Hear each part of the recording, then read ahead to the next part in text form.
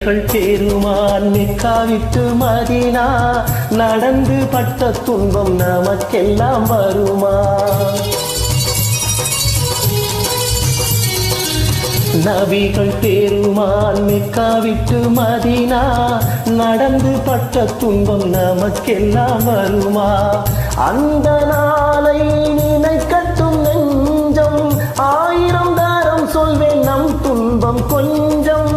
அவனுக்கு முன்னால் இங்கு எல்லோரும் மந்தை, அனாதி யாரும் இல்லை அவனேதான் தந்தை, அனாதி யாரும் இல்லை அவனேதான் தந்தை.